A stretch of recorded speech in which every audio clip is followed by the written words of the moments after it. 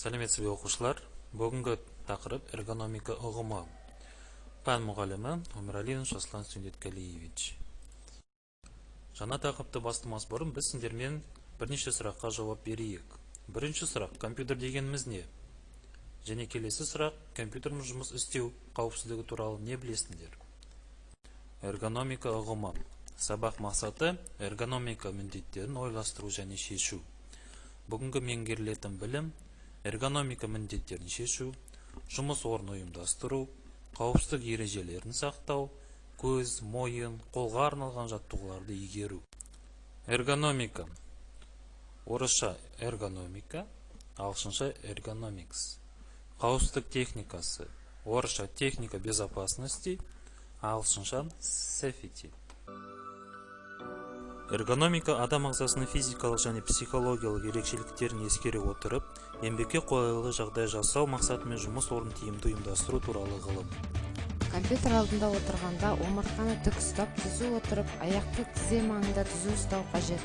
Прототипті компьютерді қолданған жағдайда қан айналымының дұрыс болуы үшін арқа тұсына жастықша тіреп жинақы отыруға кеңес беріледі. Бұл кеңестерге құлақ аса отырып, өзіңді аяқ қолыңның талуынан, мойын, арқа омыртқаның ауруынан, бел омыртқаның қисаюынан сақтап қала аласың.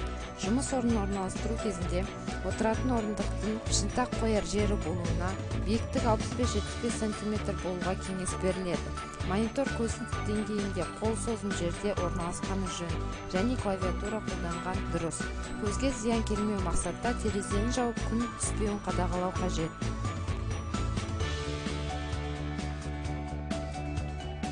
Компьютерді қолданардағы ең басты ереже: жұмыс жасау уақытын қадағалау керек. Әр 30 минут сайын үзіліс жасап отыру қажет.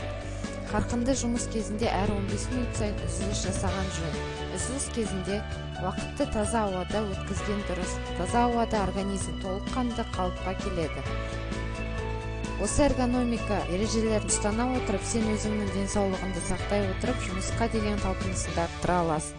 Заманауи эргономика жұмыс кезіндегі адамның іс-әрекетін, жаңа техника меңгеру жылдамдығын зерттейді. Жұмыс орнын ұйымдастыру барысында заттардың орналасу орны, олардың өлшемі мен пайдаланушының физиологиялық ерекшеліктері ескерілуі тиіс. Демек, компьютермен жұмыс істеуге арналған орын еркін отырып жұмыс жасауға ыңғайлы болуы тиіс. Маңызды мәлімет. Эргономика грек тілінен аударғанда эргон жұмыс және монос заң деген мағынаны білдіреді. Эргономика 1920 жылы адамның іс-әрекетін мен басқару керек күрделі техниканың дамуына байланысты пайда болған. Эргономика термині 1949 жылы Ұлыбританияда қабылданған. Компьютерлермен жұмыс жасау барысында іске асыруға болатын және болмайтын әрекеттерді білесіздер ме? Осы сұрақтың жауаптарын қарастырайық. Компьютермен жұмыс істеу кезінде орындауға міндетті әрекеттерге мыналар жатады. Ол: компьютермен жұмыс істеу аймағын таза ұстау, компьютерді қолдану кезінде ыңғайлап отыру, отыратын орындықты өз бойынша ыңғайлап алу, мониторға дейінгі арақашықтықты сақтау, компьютерді қолдану кезінде жиі дем алып, тиісті жаттығуларды жасап отыру. Компьютермен жұмыс істеу кезінде тыйым салынған әрекеттер: компьютермен жұмыс жасау кезінде тамақтану немесе сусын ішу, қатты дыбыстағы әуен тыңдау немесе ойын ойнау арқылы сыныптастарының жандарында отыратын достарының жұмыс істеуіне кедергі келтіру, компьютерді белгіленген уақыттан артық мөлшерде қолдану жатады. Компьютермен жұмыс жасау барысында жасалатын жаттығулар: зейін арттыру үшін терең тыныс алыңдар, көзді демалдыруға арналған жаттығулар. Олар: бірінші, көздеріңді ашып жұмып жаттығыңдар. Бұл әрекетті бірнеше рет орындау қажет. Және де екінші жаттығу: қолдардың қозғалысына қарап, көздерін қарашығын айналдырып жаттығу. Бұл әрекеттерді бірнеше рет орындау қажет. Келесі жаттығу мойынға арналған жаттығулар. Ол бізді басымызды оңға солға бұру немесе айналдыру секілді қарапайым жаттығулар жасау. Және де білек пен саусақтарға арналған бірнеше жаттығулар. Ол саусақтарында жұмып қайта ашу және жұмылған саусақтар мен білектерді айналдыру. Қайғылы жағдай алдын алу үшін біз сіздермен алғашқы медициналық көмек көрсету әдістерін білу қажетпіз. Соған байланысты бірнеше жағдайларды қарастырайық. Бірінші, электр тоғымен зақымдағанда көмек көрсету. Бұл жағдайда біз бірінші электр тоғын ажырату қажетпіз. Одан кейін адамды тоқ сымынан ажырату, бірінші көмек көрсету және де әрине дәрігер мен жедел жәрдемді шақырту. Келесі жағдай электр тоғына күйген кезде көмек көрсету. Ол бірінші ауырғанды басатын, тыныштандыратын дәрі беру керек. Күйіктің дәрісін жағу керек және де дәрігерді шақыру қажет. Талып қалғанда көмек көрсету. Талып қалған адамды тегіс жерге шалқасымен жатқызу қажет және басын солға бұрып жатқызу керек. Және де дәрігерді міндетті түрде шақыру қажет. Тыныс алу тарылғанда көмек көрсету. Біріншіден, тынысы тарылған адамды аузын ашып, тілін жұтып қоймау үшін тартып шығару керек. Екінші, тыныс алу қалпына келгенше жасанды түрде тыныс алдырту керек. Көкіректі бір қалыпты ырғақпен секундына бір рет 2 қолмен басу қажет. Дәрігерді шақыру қажет. Сәлем достар, қанеке бір сергіп алайық.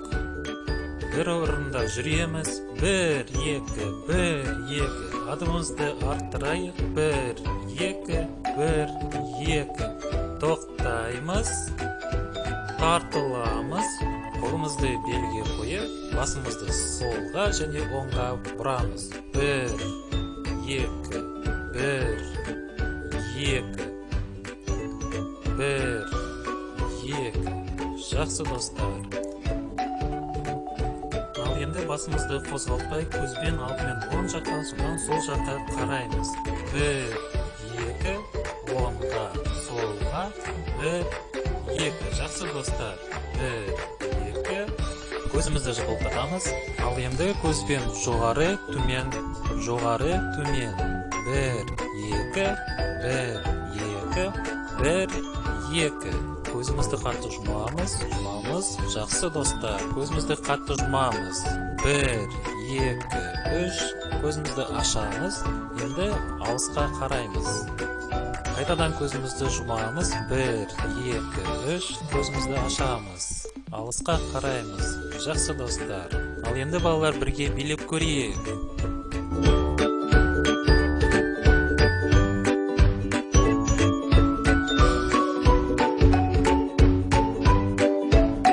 Жарайсыңдар балалар, сабағымызды жалғастырайық. Бүгінгі өткен тақырып бойынша сендермен тапсырма орындап көрейік. Ол үшін сендерге төмендегі сілтеме бойынша немесе QR кодты сканерлеу бойынша сайтқа өтіп тапсырманы орындауға болады. Бірінші сұрақ: эргономика ұғымы неліктен пайда болды? Екінші сұрақ: неліктен компьютерді ұзақ уақыт қолдануға болмайды? Үшінші сұрақ: неліктен мониторға дейінгі ара қашықтықты сақтау керек?